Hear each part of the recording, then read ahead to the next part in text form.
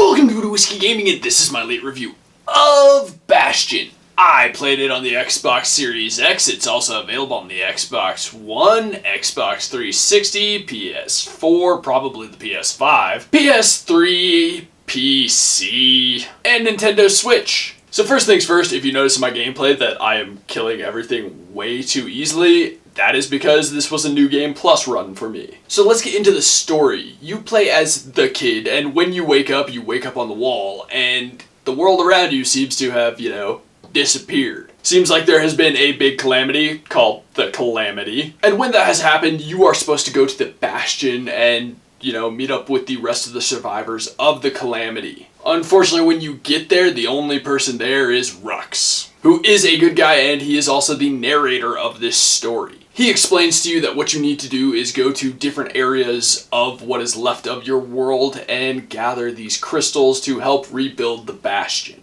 And along the way, you meet a couple of other characters. The story takes a few twists and turns, and I gotta say, I really like the story in this game. I also really like the lore of the world in this game. I think they do a good job delivering that to you. You'll find items throughout the missions you play that you can bring back to Rux or the other two characters and have them, give you information, give you their thoughts, etc. So I really like the way they deliver that. So let's get into the audio, and the first thing I'm going to say is I love the soundtrack to this game. I really was impressed by the soundtrack. I actually went out and bought it. I am a fan of great music in games, and I think this game has great music. Now as for the sound effects, I think the sound effects work really well with the game. They work for all the different creatures, they work for the environment that you are in, they work for the world that you're in. And lastly, for the voiceover work, this game is narrated. And I love the narration in this game. I think the guy doing Rux's voice just really nails it and nails the vibe of the game. There is some singing from one of the other characters, and love her voice, I think she adds to it, but the majority of what you hear is the narration of, Rux. And the reason I think it works so well in this game and not in a game like Biomutant, which did very much the same thing, but Biomutant failed at it because each of the characters you run into has their own voice. They have a unique voice, and it is, everything they say is spoken in this gibberish, and that it's translated by a narrator. So all of those unique voices are completely lost to the narrator, and I feel like that's why it didn't work there. It also helps that, Rux talks like a real human being. The voice actor actually put some fucking effort into it. And the sound editor did a good job of, giving a good cadence, whereas in Biomutant, it was just the most awkward, stunted thing, and yes, I know they have fixed it since then, don't care. It still just stripped away all the unique voices. At least in this game, you're getting one voice. He's telling you what they would have been saying. He's summing up what these other characters are saying. He's not directly speaking for them. He's not translating for them, stripping away their unique voices. He's essentially delivering it to you like he's narrating a book to you, and I enjoyed that. I think it worked well in this game, and I think this is a great example of how, if you're going to narrate an entire story and have somebody kind of speak for other characters, this is a way to do it, the way to do it. So into the gameplay mechanics and whatnot, and Bastion is a sort of top-down RPG, action RPG. You defeat enemies, you gain XP, XP then gives you more health. You can do all sorts of other things to upgrade your character, as well as you get a wide variety of weapons that you can upgrade as well. You can find things called tonics, which will allow you to carry more health potions, give you more health, give you chances to survive lethal attacks. You can also find other items in the shrine and activate those to make the game more challenging if you want to. You find items in order to upgrade all of your different and unique weapons. I really like the weapon variety in this game. I think they did a great job with that. And I think they give you enough, and you can combine melee and ranged and special abilities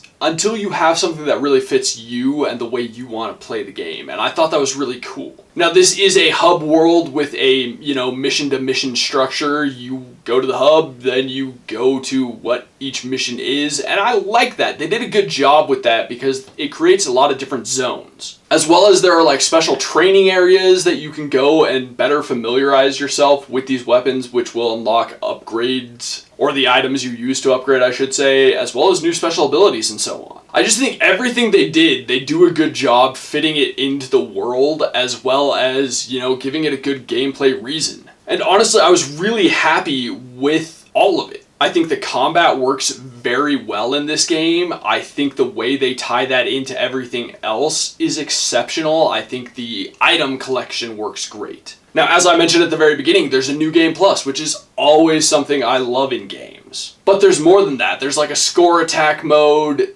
so they give you reasons to replay this game. And I mean, that just adds to the overall experience, the overall value. I mean, it's not a super deep game when it comes to the combat or exploration or anything, but what is there is done incredibly well. So let's get on to the controls, and the controls are excellent. I think the controls work phenomenally in every sense in this game. Admittedly, it doesn't need to be the most complicated control scheme, but it works, and it works well, and that's what matters. Then lastly, the visuals. This game has that hand-drawn, cartoony art style. And to put it simply, that works phenomenally. The style of this game works so well with the story, with the world they've built. It's a beautiful, bright, colorful world, and like I've said, it has a unique style, and that gives it its own life. This isn't a brand new game. This game has been out. It came out on the 360, it came out on the PC quite a while ago, you know, so it's been out for a while. And it still looks really good, and that's because of that cartoony art style that holds up better over time. But to put it simply, I like the character design, I like the world design, I like the way that as you explore the game, like the world builds around you, like tiles in the floor come up almost under your feet, maybe like 10 feet in front of you. It's really cool that the way they do that, as well as like the creature design, the way the enemies are, the way the animals are out in nature. I just think all of that really fits in the style that they were going for. So to wrap this up, I don't say this often, but this may really just be a perfect game. This is one of those indie games that really stands out to me, and it's one of those indie games that I really love because I've gotten so tired of that pixelated look. You know, we don't need that, and this is one of those games that proves that we don't need that. That every fucking indie game doesn't need to have that retro fucking pixelated look. Which this probably belongs in the visual section, but I don't care. I just want to put that out there. And like I said, this is one of those games that I would say this is probably a perfect game, or at least in my opinion. I love the story. I love the audio. I love everything about this game, and I didn't run into any issues. It's a simple enough game that you don't have to worry about insane glitches, which I never really run into in any of my playthroughs now that I think about. So yeah, I recommend this game. Clearly, I think it's a wonderful game. I think it's worth your time or effort. I have gone back and replayed this game several times, so I think, yeah, go play it. Just go play it right now if you haven't. If you have, go play it again. Okay, so in the comments down below, why don't you tell me, what's your favorite indie title out there? And as always, thanks for watching. If you enjoyed the video, please hit that like button, and if you like what I'm doing in general, share and subscribe. Have a good one.